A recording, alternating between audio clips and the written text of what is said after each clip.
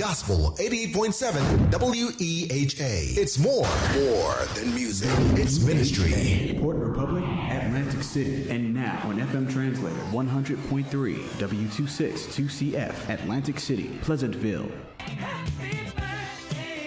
Deacon William Hawks, a.k.a. El Presidente, cordially invites you to attend the Elaine Lady Praise Hawks 60th birthday gospel music celebration service with special guests and artists Priscilla Hawks, First Lady Patricia Gandy, gospel duo Duncan and Rochelle with United Gospel Singers, the new John Howard Gospel Caravans, featuring Bishop Charles R. Lyles, Minister Thomas Jennings, and the Inspirational Choral Ensemble, Friends of WEHA Anniversary Singers, directed by Pastor Bubby Fan, and other special tributes. Praise and worship by Abundant Life, New Vision Praise Team, hosted by Thelma Witherspoon and Minister John Howard. All taking place Saturday, October 12th at Faith Baptist Church, 829 Tilton Road, Pleasantville, New Jersey. Doors open at 4 p.m. for pictures with Lady Praise. Program starts at 5 p.m. Admission is free. There will be a free will birthday love offering. Come celebrate Elaine Lady Praise Hawks at her 60th birthday gospel music celebration service. The views and opinions expressed on the following show are not necessarily those of WEHA, Gospel 88.7 and 100.3 FM. We Have Gospel, Spread the Gospel Inc., or any of its sponsors. WEHA is a listener-supported radio station. To make a donation, call 609-641-8870. Visit our headquarters at 3 Canal Drive, Egg Harbor Township, New Jersey, 08234, or log on to our website, wehavegospel.com. We have gospel.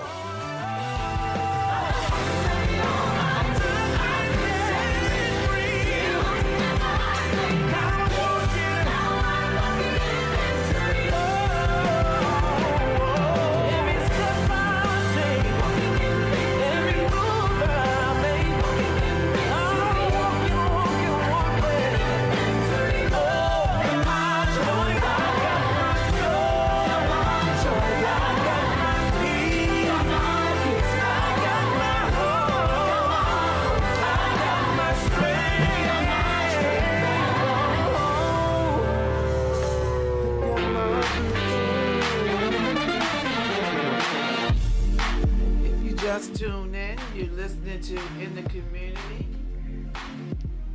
with Dr. Thelma Witherspoon and First Lady Parrish. She was live in the studio with me today, right here on your favorite gospel radio station, WEHA Gospel 88.7, 100.3 FM. We have gospel. This broadcast is being brought to you by the Hawks family businesses who've been serving our community for over 30 years, and Beacon Hall, turning moments into memories. I'm very excited today. Today is the Caspar Community Connections Village Sustainable Health and Wellness Village Fest, and that is on today, and I want y'all to join me over at the Showboat. They're going to be having free lunch for the seniors. They're going to have giveaways, fun. Bring your senior parents free eyeglasses. You know, they got all kind of games and entertainment. And I have on my exercise gear because Angelo Joe is going to be there. She's going to do our Zumba class. Zumba with seniors in the chair, and then there's going to be Zumbas for the public, and that's going to start around 10:30.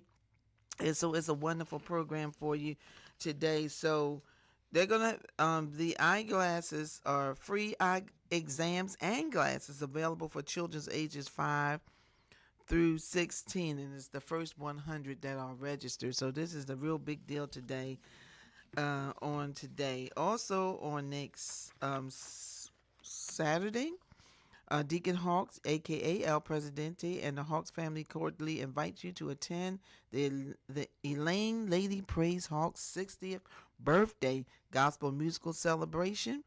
And that's with special guests and artists. Their daughter, Priscilla Hawks, gospel duo Duncan and Rachel with the United Gospel Singers, the new John Howard Gospel Caravans featuring Bishop Charles R. Lyles, Minister Thomas Jennings, and the Inspirational Choral Ensemble, Friends of WEHA Anniversary Singers, directed by Pastor Bubby Fan, and other special tributes, hosted by yours truly and Minister John Howard. Praise and worship, opening by the Abundant Life New Vision Praise Team. Doors open at 4. Pictures with Lady Praise. And program starts at 5. And this is going to be held at the Faith Baptist Church, 829 Tilton Road in Pleasantville. There will be a free will offering, a free will birthday love offering. There's no charge to get into this event. I'm just so excited today to have my co-hosts here with us today, and they're doing MegaFest. Yes. So we got a few minutes before we go on with our guests, and I want you to tell the community about MegaFest. Amen. Good morning and welcome to the show. It's great to see you, and we do hope to see you in Atlantic City at Showboat today. Bring your senior parents. Dr. Witherspoon, we know that they will have free transportation from the senior citizens from the buildings, Right. 1330 Mediterranean and Baltic. All of them. All of them. Including Pleasantville. Pleasantville. Right. So you can check in with them, and they will have transportation to Showboat. So we'll be looking for you. But for our MegaFest on Saturday, October the 12th. Last year was on the 14th, which was to honor my son who passed away from leukemia, and we just started it, and then we're just growing. So this year we have the family Jersey Family Center. We have Atlantic Medical that will be giving free mammograms. And if you want to take advantage of that, please call me, inbox me, or hit me up on Facebook, and we'll get you registered, and you could get a free mammogram. Avanzar will be there to talk about domestic violence. We'll have the SNAP van that will also be there to tell you about how to get assistance getting food in the event that you do need that service. The Atlantic County Division of Health will be there to provide immunizations and vaccines. We also hopefully will have more information about autism awareness for you. The Black Women New Jersey will provide voter registration for the unregistered. So be sure to register to vote. Your voice matters and your vote matters. Fresh Start Counseling with owner Dimir Tatum will be with us to talk to our men about men's mental health matter. It Takes a Village Counseling Services will be there to talk about mental health for ladies and children, because it takes a village. Also, we have document and paper shredding, and we will have family fun. Johnson Enterprises, we will have the bounce house, the bubble house, the ice cream truck, the party on the go, pony rides, face painting, and much more. And don't forget, we will have wings and things. So we're looking forward to a great time. And if you can stop in on next Saturday at any time between 10 and 2, you don't have to be the whole time, but just stop in, say hello. We're even inviting our guests to come. Candidate Joe Salerno to come and be a part and talk to the people and let them see your face. We had candidates last year, and it was really, really great. So we look forward to that. Thank you. You didn't say where it was going to be. Oh, I didn't tell you that? No, oh, my God. It will be at 13 Remnants of Grace Apostolic Church Incorporated. Will be at 1311 South Main Street. That's at the corner of Old Tilton Road and Main Street in Pleasantville. Come on down and have some Southern hospitality with us down there. And it's a free event. It's a free event. Right. Paying for nothing. We're not even having vendors selling anything. Everything is free. Including the chicken wings and things. Oh my God. I had them last year, and they were so good. Oh my goodness. They were so good. Yes. And I'm looking forward to being there on next week as well, and helping participate with the voter registration. Thank you. I'll be doing that for the event, and I'm just excited. Just a busy 2 weekends. Yes. Actually, I'm busy the whole month, but Yeah, October is a busy month. It's a busy month, and we just want everyone to take advantage of this. Because so many people, they're concerned about their spiritual life, which they should be. Right, absolutely. But you have to be holistic. Holistic. You have to have the whole person. Exactly. And that's why our MegaFest is called a spirit, soul, and body, because we deal with the body as far as immunizations, Right. Diabetes check, well, blood pressure check, Right. and cholesterol check. And this didn't get our foot because this is the Rosh Hashanah weekend, Right. so we didn't get Dr. Hyman to come with our feet this year. But yes. It's the whole body and the spirit and the mental health. We want to take the stigma out of getting mental health. It says, I have a little sign on my page says, Jesus plus a therapy works. Jesus plus a therapist. Yes. Listen, they're going to have that also at the Showboat. They're going to have Yes. some mental health seminars Yes. and seminars dealing with your mind. They're going to have physical things. Johnson & Johnson is the main sponsors there on today, and it's a big deal. It's a big deal. And we're ambassadors. And we are ambassadors for this event. So I'm super excited that we are, along with Ren Park. Oh, yes. Ren that owns Ideal. He's also an ambassador for this event because it's free. You know what? This is our niche. We love doing stuff for the community and making sure people know what's free. Yes. Now, I do want to tell you, Showboat has outsourced their parking. So you don't want to park at Showboat. But next to it, at the water park, they do have discount parking for $20. So I wanted to make sure that everybody knew that. Or you could park on the street, because if you're from this area, you know how to park on the street and walk down to the Showboat. Right. But make sure that you're not parked in a no parking area, because you will get towed, and that's a lot of money. Or get a ticket. But And I can't pay for your ticket. I can't. No. And you don't want to be towed.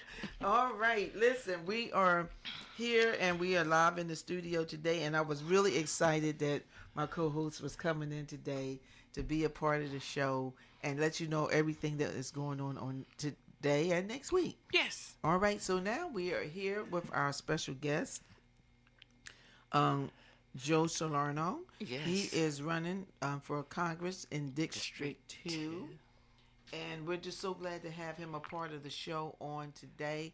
He lives in the Cape May area, so I didn't expect for him to drive all the way down here, but thank God for modern technology, right? And you can do a whole lot with modern technology. All right, so we always want to make sure that everybody knows the candidates and put a name with a face. Yes. Put a name with a face. So I want to introduce Joe Salerno. I had the opportunity to meet him and his wonderful wife. Mm-hmm. She's a good cook too. Oh. She's a good cook. Good I cook. kid you not. I can't eat everybody's food, but she's a good cook. But I had an opportunity to meet them on a personal basis, and he's a good individual, very successful. And so just welcome to the show today, and we want you to tell us something about yourself, just in case people don't know who Joe Salerno is. Well, thanks so much for having me. I very much wanted to be there in person today, but it is my grandnephew's first birthday party. And that's all the way up in Red Bank. So we're traveling here today. But thanks for letting me participate by Zoom. And look, I do want people to know who I am. I know I'm a first-time candidate. A lot of people don't know me. I am utterly new to politics and spent most of my life working as an engineer. I was trained as a mechanical engineer, so I made motors and gearboxes and valves, a bunch of boring stuff that you need to get working right in order for planes to fly straight. And I got lucky at one point when I was about 30 years old. I got the chance to run my own business. So I ran a machine shop all the way up in Passaic County, New Jersey. And we made stainless steel parts for aircraft. And it was a wonderful business. We had about 40 folks, most of whom kind of just walked from their homes to the shop. The shop had been there for decades. I got a chance to run it when the founder had sadly passed away suddenly, and his daughters wanted to make sure that Dad's business continued and wasn't going to be liquidated. So I was able to get a classmate from college, and together we worked with folks side by side for a number of years. And, when you're a young man, you can think that you can solve any problem. And we tried to make that the biggest, best machine shop in the state. And we wrote a lot of software to make the business run better and be able to get bigger. And it turns out that software itself was valuable to other people. So we, over time, did less and less machining parts and more writing software, and I ended up doing that for, my goodness, more than 20 years, where we wrote software mostly for the financial markets, and again, modest-sized businesses, but they were successful, and we're able to sell a couple of them. But along the way, I studied constitutional law. I went to law school at night. I have a law degree and I have a law license, but never practiced law, but studied carefully our Constitution and civil rights, and served in the Constitutional Litigation Clinic. And that's really what kind of brings me to where we're at today, when I see our basic constitutional norms threatened by all the divisiveness in politics today. So that's what brings me to run for Congress, and I appreciate you letting me share my story here today.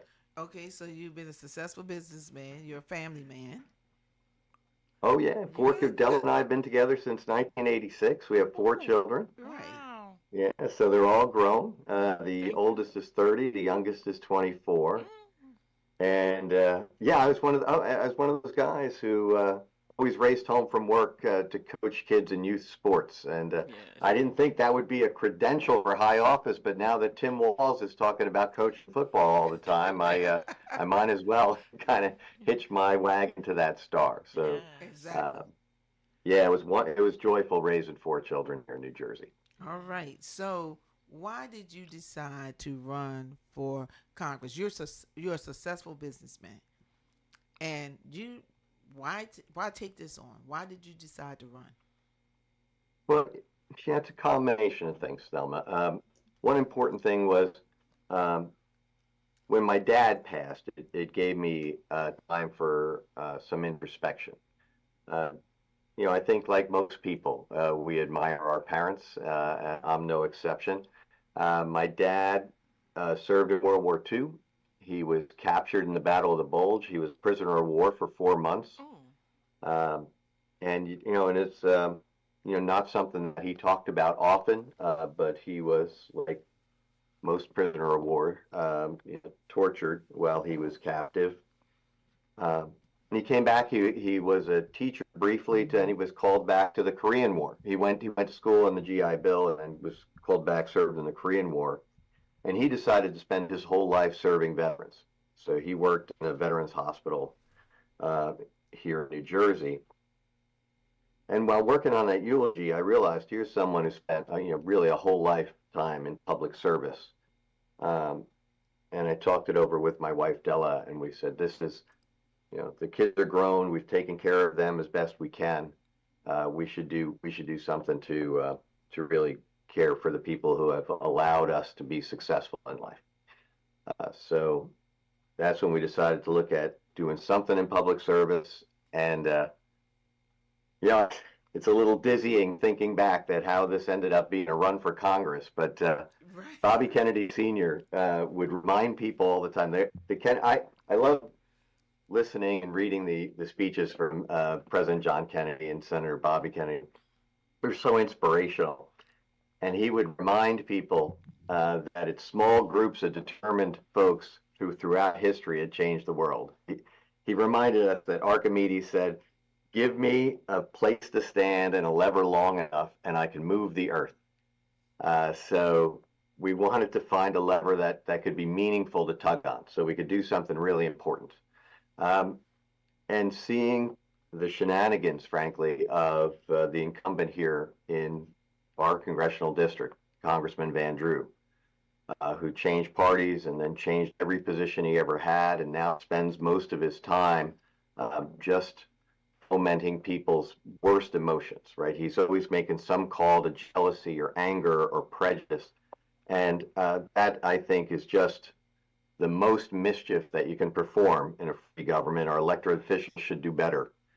So that's when we decided we were either going to help someone defeat Congressman Van Drew or do it ourselves.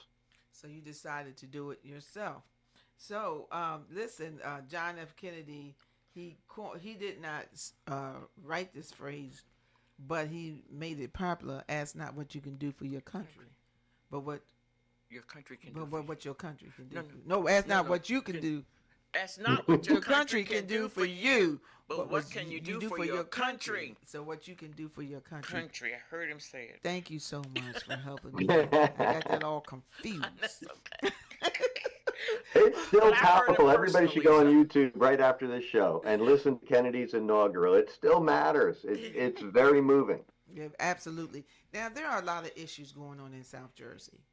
And what do you feel are the top issues in South Jersey?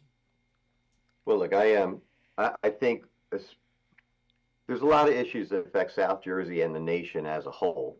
Certainly, economic opportunity is an important issue here in South Jersey. I think if you look back over the past several decades in our nation, as we had a trend towards free trade and deregulation, we saw so many businesses move to other countries, right? We hear this all the time about how this trend towards free trade has hurt working people, and it is especially so in this district.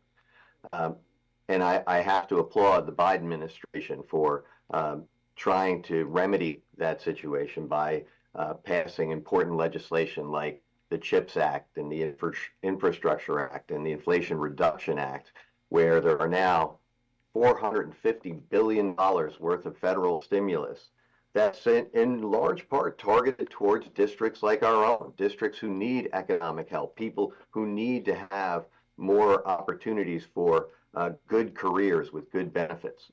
And so it's really pressing and urgent if I was elected to Congress to try to find a way to bring some of that stimulus to our district so we can get new industries that would get more people to work, especially not just in Atlantic County, but also Cumberland and Salem County are two of the poorest counties in the state. But we desperately need that kind of stimulus to get people really good, rewarding careers. I'm very. I also. I'm sorry. Oh, I'm sorry. Please.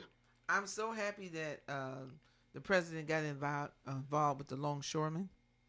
Because they were on strike, and I did put it on Facebook, and I'm not the only one to tell people, listen, you don't know how long they're going to be on strike. Right. So go get your toilet paper.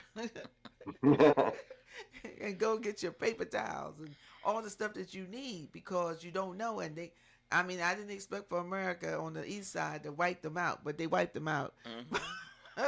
But I'm glad that the president got involved to make sure that was worked out. And, deal so with important. And I think it's just such a great example of, leadership. We've seen it in other strikes earlier in his tenure in office. You can be, you don't have to be anti-business to be pro-labor, right? Pro-working people. Correct. But it is worth pointing out that our incumbent congressman, a lot of people might have noticed that he actually came to the IBEW workers when they were picketing against Exelon, Atlantic City Electric. And he was willing to stand with working people, but he had the temerity to do so while he has become a fiercely anti-labor legislator. He now has got a 0% rating from the AFL-CIO. Wow. And this is a gentleman who had a 100% rating in his first term in Congress as a Democrat. But after he switched parties, he did switch everything that he ever supported before. And so his AFL-CIO rating went down each year until it reached 0. He is the only member of the New Jersey delegation who has that perfect, absolute 0 rating, and yet will still grandstand instead of actually trying to help solve the problems of working people, like we see that President Biden did here recently. Okay, so and I cut you off because you were going to continue to talk about the other things. So we know that you're looking for more stimulus money. Stimulus money did come to Atlantic County, especially during the pandemic. We did get some stimulus money, and we're getting ready to get if you apply for your anchor check, Your anchor benefit is coming out this week too. Oh, okay. All right, so if you own your home, you get $17.50. Oh, well. That's good. So that's a way to help stimulate the economy. And if you're a renter, you get some money too. So that's really, really good. But we could always use extra dollars, down here in South Jersey. So you're saying that you would be one of the persons that would fight for that. What else would you do? Well, look, before we leave that topic, just so you know, the anchor checks and the pandemic stimulus was very personal, right? And facing a grave crisis in the pandemic, we had to get money in people's pockets. It was essential. The kind of stimulus that I'm talking about now is about bringing new industry and new economic opportunity to the district. So we're seeing this all over the country where we're making investments, public investments are being made alongside private investments, so that I was reading just this morning about $1 billion investment. I think it's in Nebraska, is going to create 10,000 jobs to develop electric vehicle battery plants. I think it's a General Motors plant. This is the kind of opportunity that I'm talking about. Big, bold, new initiatives to bring brand new opportunities for people, and that's desperately needed. Okay. All right. Yeah. So that's one issue. What else is another issue in South Jersey? Well, look, I'm. It's in the news lately. A lot of people suffered here from high electricity bills. And again, we'll see our current congressman grandstand and say, he's pounding the table talking about how high these energy bills are and something must be done about it. But he never answers his own question, right? What needs to be done about it is we have to generate more electricity. The root cause of these higher bills are the fact that we continue to have more and more demand for electricity. This is only going to continue, but we have to find new ways to supply it. In Europe this summer, they've created so much renewable energy electricity generation in wind and solar that their prices actually went negative. They couldn't find enough people to consume all the electricity that the bright sunshine and summer breezes created in Europe. Meanwhile, we don't have enough. So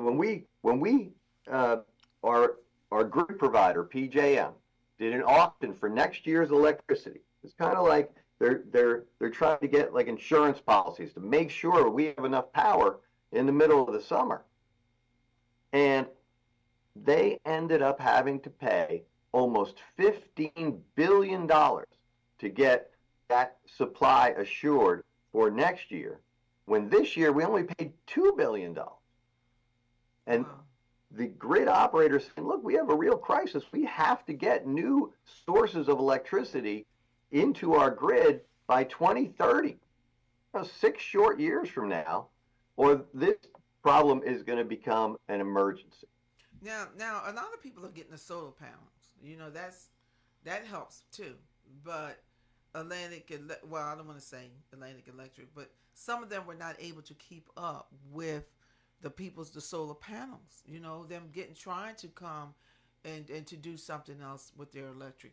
So are they able to keep up with the demand, these companies? Because people can try different things, but if the suppliers are not able to keep up with the demand of it, how do we change? So that's a big issue. It's an enormous issue. It's an enormous issue, and it's why we have to make some hard decisions. So we've been. It seems pretty reckless to start building new fossil fuel plants when we face all the challenges of climate change, right? So as you know, and it's a very controversial concept, but building the windmills offshore, the wind turbines to generate electricity, has met a lot of fierce opposition. And I understand that. People are scared. Tourism is a very important industry for us. Commercial fishing is extraordinarily vital to the region. We have some of the best fishing in the entire world here off the New Jersey coast. So we have to make sure that we protect these things, but we also need to generate more electricity, and we can't contribute to climate change, and that's paralyzed everyone.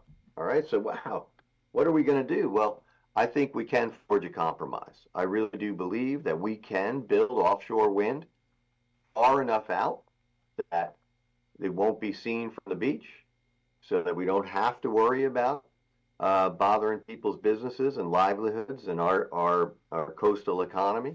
I believe we can work with commercial fishermen if we do some active fishery management and make sure we collaborate in the locations. And a lot of people are concerned about marine mammals, as am I. But Scientific American came out earlier this year that said definitively that offshore wind is not killing whales, and laid out a number of steps that can be taken to protect marine life. And I think all of those are the ingredients to a real compromise that can inure to the benefit of all of us. Because let's face it, none of us want to have these ever increasing electricity bills. Absolutely, absolutely. So hopefully, something can be done about that so people can see a decrease in their electric bills. I didn't get a chance to I did read that there was one wind thing that was passed, and they're way off in the ocean somewhere. I don't know where they at, but I didn't get a chance to look that up before I came on the show today. But there is one out there, and hopefully that will be an example that it's not dangerous, and it's a way to get other electricity and other forms of electricity to us, so that's a good thing. We have 50 for like 48 seconds before we go out for a commercial break. So is there anything else you want to say about that before we go out? All right, yeah, for half a minute. Let's not forget that this is also an enormous economic opportunity. The amount of jobs that we can create in this district is staggering to support offshore wind development. So that shouldn't be lost on us as we think about the need for good, high-paying jobs. Well, here's one avenue that will both help us solve the electricity problem as well as create new opportunities. All right, now listen, we want you to keep those dials locked to WEHA, and we'll be right back and continue our conversation with Joe Sholano, a candidate for District 2 for Congress. Keep it locked. We'll be right back.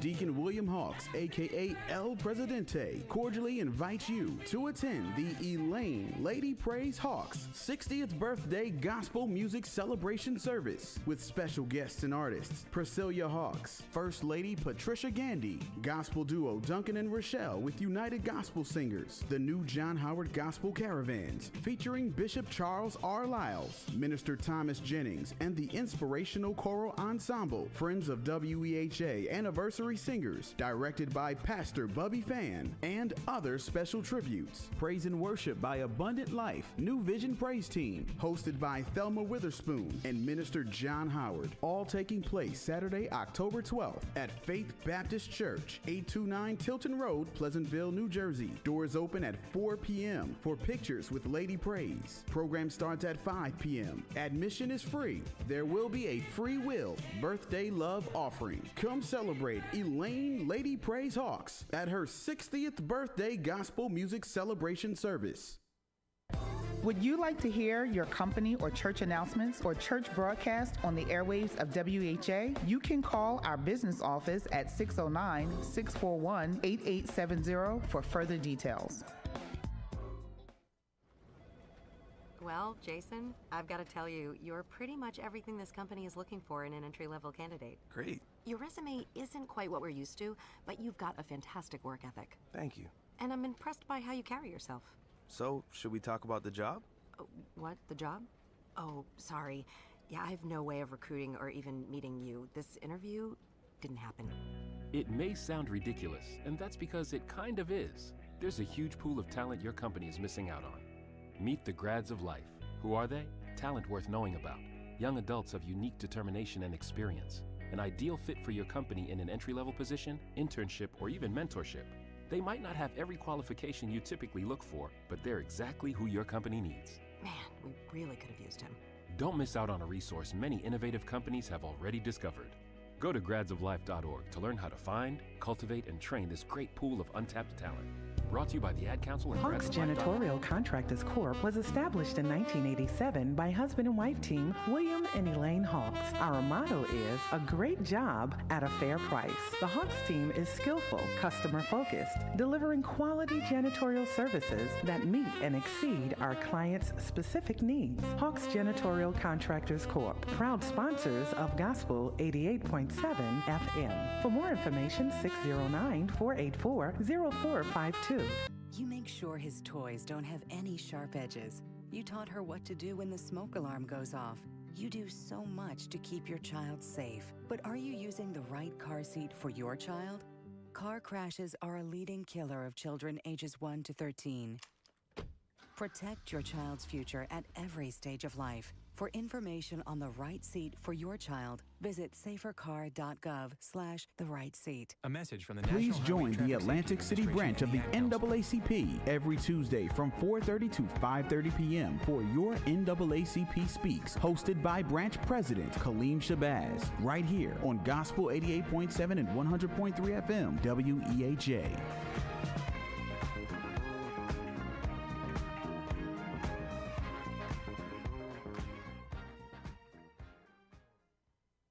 Tune in to discover who you are with Reverend Batu Mukinai of the Christ Worship Center Worldwide every other Tuesday from 6 p.m. to 7 p.m. right here on Gospel 88.7 FM, WEHA.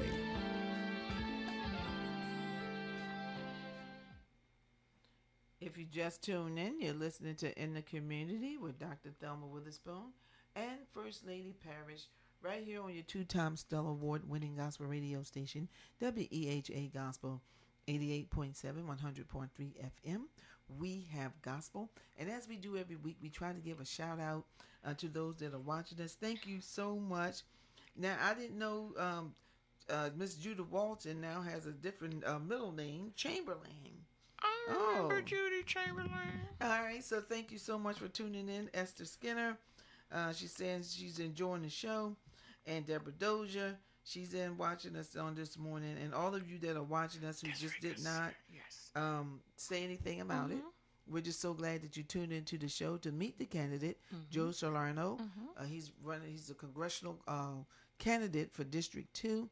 And, you know, the election is coming up, and you need to know who the candidates are, and you need to be engaged, you know, because people don't vote for people that they don't know. Absolutely. So we want to make sure that everybody know who Joe Salerno is. So we're back talking to Joe Salerno, and I want you to tell our listening audience, Joe, what geographical locations that District 2 covers. Oh, it's the biggest in the state by far. Let's start where my home is. So I live in Lower Township, Cape May County, so almost all the way at the bottom of the state. And then we go up the Atlantic coast, so all of Atlantic County is in the district, as well as a good chunk of Ocean County, including all of Long Beach Island. So you can get all the way to the top of Barnegat Light at the top of Long Beach Island, and you're still in Congressional District 2. And if we go back to my home in Lower Township, but you sail out into the Delaware Bay, all of Cumberland County, all of Salem County, and about half of Gloucester. It kind of splits. The southwest half is in our district. As you get closer to Philadelphia, that's Donald Norcross's first congressional district. Okay, so that's a lot of territory. Yeah, 93 towns. So it's a lot. It's a good 2 hours to Barnegat Light and also 2 hours to Carney's Point from our home. So it's a lot of late nights driving back. I understand. Listen, so if you were elected to be in Congress, what would be your priorities in Congress? Well, look, we talked about trying to drive economic opportunity. I think that's vitally important. I also believe strongly that we need to restore women's reproductive rights. I would like to see the Roe framework put into federal legislation. I think a lot of well-meaning people differ on this point, but we see the harms that have befallen women since now many states have outlawed abortion altogether, right? We see women not being able to get the health care, pregnant women who get into physical distress, not being able to get the medical services they need in many states, and actually having to get flown out of those states in order to get the help they desperately need. And we also have those tragic cases where young women are being forced to carry babies against their will, who are victims of incest or rape. So it's a framework that served us for over 50 years, and I think it's important that we restore those protections for women. All right, so that would be one. So what else? Well, look, I think if you look across all of the big problems that face us, right, we have certainly inflation is a real problem. We have people in need who need economic security. Right? We have problems at the border. We have a fiscal deficit. We have to fight issues around climate change. These are not partisan issues.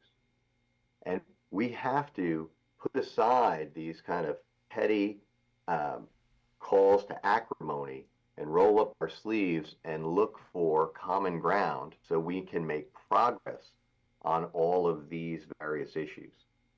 You know, we were talking about President Kennedy here earlier on in this discussion, and you know, he wrote a book called Profiles in Courage, and he wrote it when Joe McCarthy was in the U.S. Senate. And you might remember from the history books, Joe McCarthy was the guy who was calling out that there were communists everywhere in our colleges and in the State Department, and he really had the whole nation in thrall and angry and afraid. It was a time much like we have now, really, when you see those same kind of calls to anger and to fear. And he said that we needed to not be boxed in by old political patterns like liberal versus conservative. He said instead, we have to have courage in politics. He talked specifically about the courage to compromise. He said we can resolve the clash of interests without conceding our ideals. He said because there are few, if any, issues where all of the truth and all of the right and all of the angels are on just one side. So I'm calling for serious people to put aside these angry calls. Stop. Our incumbent congressman says Democrats are evil people who are trying to destroy the fabric of this nation. This is the kind of rhetoric he engages in. It's time to put down those verbal swords, find common interest, and get to work on these very serious issues. Now, we got to make some progress. Absolutely. Immigration is a serious issue. Well, I should say it's one of the topics that's driving this election. How do you feel about immigration? What do you feel are some of the things that we can do? What would you do if you were elected? Well, let's start with what we need to stop doing. All right. I'm certainly, Donald Trump has called immigrants vermin who are poisoning the blood of our nation. Well, my grandmother and my three uncles came over in 1917, and I have no doubt that if he were speaking about immigrants then, he'd be talking about my own family. All right. So immigrants are now and have always been a vital part of our nation and a vital part of our economy. And I certainly do not agree that we should try to round up 10 million, 20 million people who have been living here peacefully and productively and try to deport them, right? But that's not to say we shouldn't have an orderly system, right? We all want to feel safe. We want to make sure that people, we know who they are, we have the right number of people here, and that when they come here, they have a place to stay, right? And they have an opportunity. So we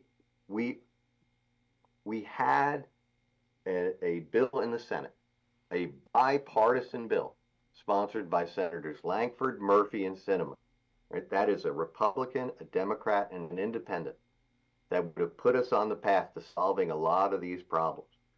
And yet, Donald Trump and his enablers, like Congressman Van Drew, scuttled that bill so they could simply allow this problem to fester for their own selfish political purposes. No, we should pass bills like that and continue to make improvements at the border so that it can be safe, secure, and orderly, and frankly, allow in enough immigrants so that we can sustain and grow our economy. Okay. I noticed, thank you for that answer, that a lot of people have endorsed you. Who have endorsed you to run for Congress? Oh, well, quite a number of people, actually. We're really gratified and honored to have so many people endorse. A lot of, certainly the whole Democratic delegation has endorsed us. Senator Cory Booker has been such a fantastic and generous friend. So he actually came to Atlantic City, had a rally for us at Reverend Day's church. And he was generous enough to actually work our campaign into his remarks. We've been supported by a number of local unions. The Communication Workers Association has endorsed us. UFCW has endorsed us. The sheet metal workers have endorsed us. The NJEA has endorsed us, and the American Federation of Teachers. So it is gratifying, and that brings so much energy to our campaign. All of those, we have lots of folks from Local 54 who have been helping our campaign. So knocking on doors and writing postcards and making phone calls. And we have over 500 volunteers signed up outside of those unions. So the grassroots effort around our campaign has been so gratifying and exciting. It really has. It has me. I am reticent to say confident, certainly optimistic and encouraged by our prospects for victory because of all this emotion that we see on the ground. Oh, that's great. That's great. That's great. So I guess that's a part of your path to victory. Yes. Yeah. Look, here's the thing. People, I get so frustrated, especially when we all know there's a lot of political power in North Jersey.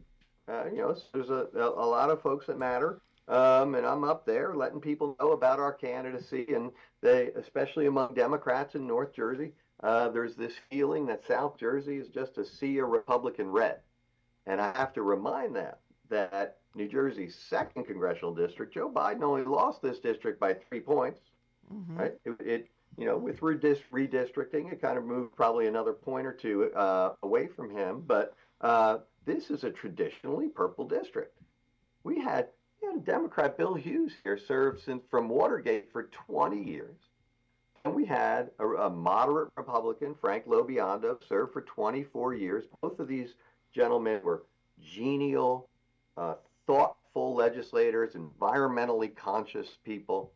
And even in 2018, when Van Drew got elected as a Democrat, he won by 8 points in this district against an opponent that the press of Atlantic City called just too MAGA for this district, right? And now Van Drew, he is the MAGA supporter of Donald Trump in this district and in this state. He is the chair of Donald Trump's campaign in New Jersey, and that is just out of step with where we are.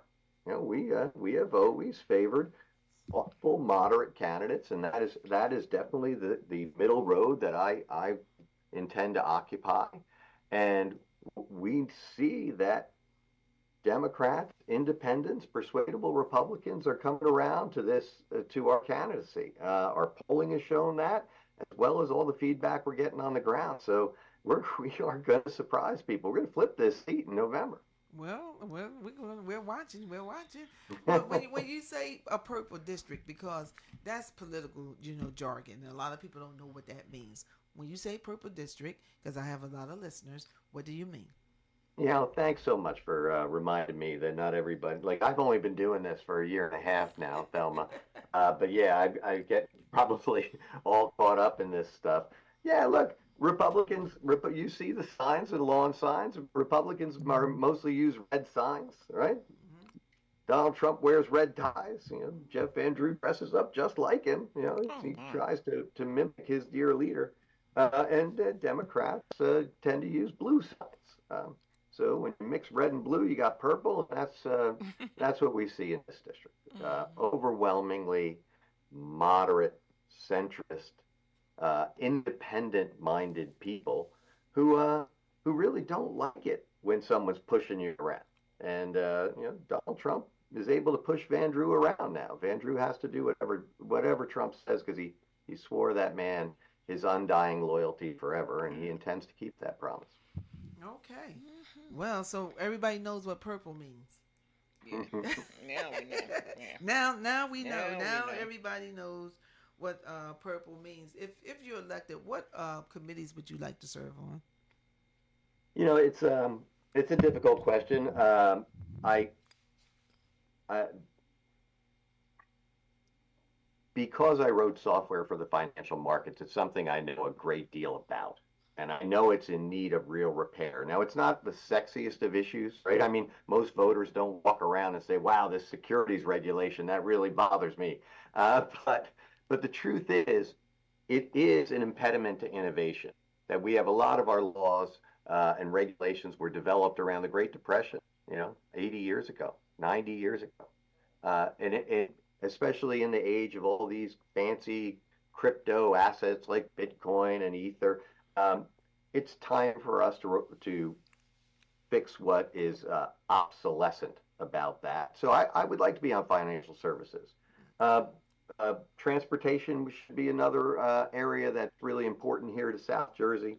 We have real issues around public transportation, and I think it's time to bring innovative ideas there as well. I think there's interesting point-to-point options. I mean, people tend to think in terms of what's worked in the past, large-scale rail or intricate webs of bus routes.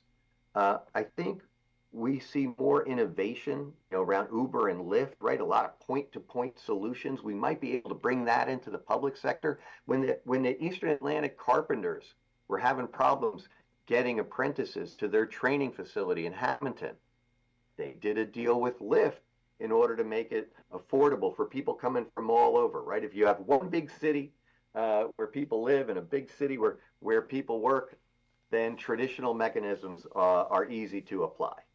That's not so much what we have here. So I think it's time for us to open our eyes to alternatives. So I'd like to be involved in that as well. Okay. So I would like to know, what are your chances of winning in November? People say, look, you're the new kid on the block, not a kid. You're the new person on the block. The politics, you don't have as much experience as they may say as the incumbent. So what are your chances of winning? Well, just to follow up on the new kid comment. So when Joe Biden withdrew from the race, every Wednesday morning, my team and I meet. So there's like this kind of Zoom, but lots and lots of boxes. And someone said, "That's it." And, with Biden leaving the race, we're now part of the new generation of leadership. Yes, you are. You gotta be kidding me! I don't think they're looking for a 62-year-old man as being the youth movement. But look, what are our chances of winning? I got to tell you, I believe strongly that our polling is accurate. I know a lot of people don't trust polls, and I get it, and they move, and people's opinions move.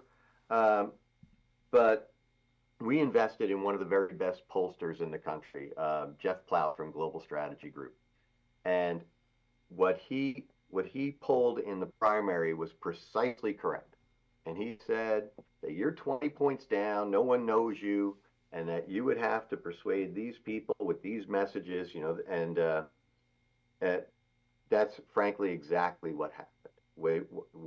Our paid media campaign took us from 20 points down in the vote by mail to where in the aggregate we only lost vote by mail by 6 points. And by the time election day came around, we actually had gotten enough of our messaging out that we won election day in all 6 counties in the primary. But what was so much more important is we won Cape May County by 27 points. And that was because that's where we were able to meet voters face to face, where we had a lot of grassroots effort. So our paid media can persuade people, but when we meet people in person and we get to talk to them and we hear what matters to them and share back what matters to me, it's really been invigorating and exciting and rewarding. And we've been doing this all around the district now. I don't know if you follow our social media, but You know I do. we're You know I do.